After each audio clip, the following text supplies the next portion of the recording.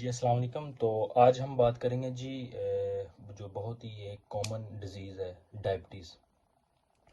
तो डायबिटीज़ होता क्या है, क्यों होती है, इसका ट्रीटमेंट और इसको डायग्नोस कैसे करना है और ये किन लोगों में हो सकती है, ये सारे हम डिस्कस करेंगे। तो पहली बात है, हमारे जिस्म में एक आर्गन है जिसको कहते हैं लबलबा, पेंक्रियास। वो हमारे लेफ़्ट साइड पे पड़ा है। उसके अंदर सेल्स होते हैं, एक बीटा सेल्स होता है, एक अल्फ़ा सेल्स होता है। जो अल्फ़ा सेल्स है वो ग्लूकागोन प्रोड्यूस करता है और जो बीटा सेल्स है वो इंसुलिन प्रोड्यूस करता है। जो अल्फा सेल्स है वो ग्लूकागोन प्रोड्यूस करता है। जब ब्लड में ग्लूकोज का लेवल कम हो जाए तो वो ग्लूकोज के लेवल को बढ़ाता है ग्लूकागोन। और जब हम कोई ग्लूकोज वाली फूड लेते हैं, कार्बोहाइड्रेट लेते हैं या एनी शुगर फॉर्म लेते हैं, तो हमारे मुंह के रास्ते अंदर जाती है, जब ब्लड में जाती है तो ग्लूकोज का लेवल बढ़ जाता है। तो हमारा दिमाग पेंक्रियाज के सेल्स को मैसेज देता है। बीटा सेल से क्या होता है, इंसुलिन रिलीज होती है। जब इंसुलिन पेंक्रियाज से रिलीज होती है वो आती है ब्लड में। ब्लड में आके जो बड़ा हुआ होता है ब्लड ग्लूकोज, जो कि ग्लूकोज ब्लड के अंदर बड़ा होता है, उसको पकड़ के सेल्स के अंदर धकेल देती है। क्योंकि सेल्स को फंक्शन प्ले करने के लिए ग्लूकोज की जरूरत होती है, एटीपी की जरूरत होती है। तो वो क्या करता है, इंसुलिन आन के सेल्स के अंदर धकेल देती है उसको। तो जब धकेल देती है तो ब्लड का ग्लूकोज हो जाता है नॉर्मल, तो जिससे इंसुलिन उधर से प्रोड्यूस होना बंद हो जाती है जब ब्लड का ग्लूकोज लेवल नॉर्मल हो जाता है। अब ये तो हो गया कि नॉर्मल प्रोसेस। अब डायबिटीज में होता क्या है, हम जब कोई ग्लूकोज वाली चीज लेते हैं, शुगर वाली, तो वो अंदर जाती है, दिमाग मैसेज देता है पेंक्रियाज के बीटा सेल्स को कि इंसुलिन प्रोड्यूस करो, खून में ग्लूकोज का लेवल बढ़ा हुआ है जो कि मेरे से संभाला नहीं जा रहा। तो पेंक्रियाज के बीटा सेल्स में किसी एबनॉर्मलिटी की वजह से, किसी वायरल इन्फेक्शन, किसी ऑटोइम्यून डिजीज, इंसुलिन रेजिस्टेंस की वजह से, जेनेटिक डिजीज की वजह से, आपके पेरेंट्स को डायबिटीज है उसकी वजह से उस सेल्स में कोई फॉल्ट एबनॉर्मलिटी आ जाती है, तो वो फिर क्या होता है, वो इंसुलिन सही तरीके से प्रोड्यूस नहीं कर पाता।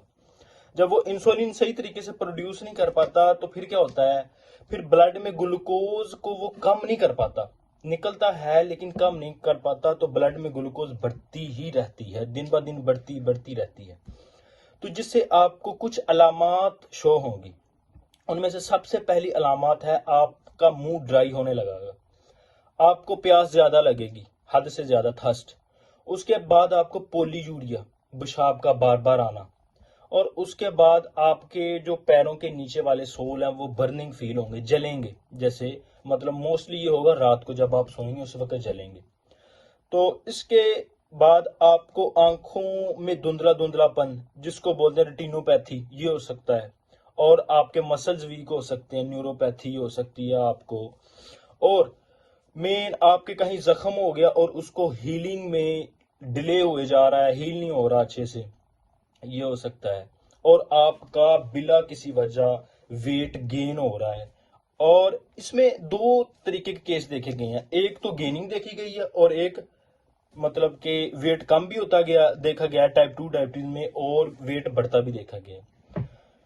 अच्छा, ये अलामत जी डायबिटीज में शो होती हैं। तो अगर आप ये अलामत अपने आप में फील करें तो फौरी अपने ग्लूकोमीटर से करीबी किसी डॉक्टर से ये टेस्ट करवाएं। और ये नहार करवाना है, जिसको बोलते हैं फास्टिंग ब्लड शुगर, जो कि आनी चाहिए आपके 90 और 100 के राउंड बाउंड, 100 से 100 तक या 100 के नीचे नीचे होनी चाहिए। अच्छा, इसके बाद आपने खाने के बाद करवानी है, जो कि होनी चाहिए 160 और 150 इसके बिटवीन होनी चाहिए। अगर सुबह फास्टिंग 100 से ऊपर है, इसका मतलब है आपको शुगर है। अगर खाने के 2 घंटे बाद आपको 160 से ऊपर है, इसका मतलब भी आपको शुगर है। फिर आप एक मजीद टेस्ट करवाएंगे जिसको ग्लूकोज टॉलरेंस टेस्ट कहते हैं। और इसके अलावा हम पाकिस्तान में जो मोस्ट एक्यूरेट टेस्ट किया जाता है उसको बोलते हैं HbA1c। ये एक लेबोरेटरी ब्लड टेस्ट होता है। ये सैंपल लेता है लेबोरेटरी टेक्नीशियन आपके ब्लड से, और पिछले 3 मंथ का रिकॉर्ड इसके अंदर आ जाता है, जो कि एक नॉर्मल वैल्यू होती है 5.6 to 4 6.5 ये एक नॉर्मल वैल्यू, अगर इससे ऊपर है तो इसका मतलब है आपको डायबिटीज है, आपका HbA1c कंट्रोल्ड नहीं है। अच्छा, फिर आपने क्या करना है, आपने मेडिसिन आपके डॉक्टर प्रिस्क्राइब करेंगे जिसमें फर्स्ट ड्रग जैसे मेटाफॉर्मिन होती है, ग्लूकोफेज हो गया, ये सारी डायमेक्रेन होगी, ये सारी आपने स्टार्ट करनी है डॉक्टर की रिव्यू के साथ। अब कुछ मेडिसिन के साथ साथ आपको लाइफ मॉडिफिकेशन की भी ज़रूरत होती है, जिसके अंदर आपने मल्टीग्रेन्स जो खाना है, रोटी है वो मकई की खा ली या दूसरे मल्टीग्रेन्स की खा ली, ठीक है, जिसमें जौ वगैरह हो गए, ठीक है, क्योंकि वीट में बहुत ज़्यादा वो होते हैं कार्बोहाइड्रेट्स और वो फिर ग्लूकोज ज़्यादा बढ़ा देते हैं शुगर में। और उसके साथ साथ आपने कुछ और भी एक्सरसाइज लाजमी करनी है, ठीक है, और बिल्कुल ये एनर्जी ड्रिंक्स होगी, कोल्ड ड्रिंक्स होगी, जितनी भी शुगर वाली चीज़ें इनसे अवॉइड करना है, और एक्सरसाइज लाजमी करनी है, अपने वेट को बढ़ने नहीं देना, ठीक है, ऑयली चीज़ों से बचना है क्योंकि डायबिटीज़ का पेशेंट फैटी लीवर की तरफ जल्दी बहुत जल्दी जा सकता है। और दूसरी चीज़, अपने हाइपरटेंशन को भी कंट्रोल रखना है, ठीक है। इसके साथ साथ डायबिटीज पेशेंट अपने पाँव को और अपने किसी भी बॉडी के आर्गन्स को चोट से बचाएं लाजमी। अक्सर पैर पैर पे चोट लग जाती है और उनको पता ही नहीं चलता। मेन वजह यह है कि इसको बोलते हैं न्यूरोपैथी। जब न्यूरोपैथी हो जाती है, आपकी नर्व से ब्लड सही तरह से गुजर नहीं पाता, तो आपके कील भी अगर चुभ जाए ना पैर पे, तो आपको ज्यादा फील नहीं होता डायबिटिक पेशेंट को, क्योंकि उनको सेंस ही नहीं आती पेन की।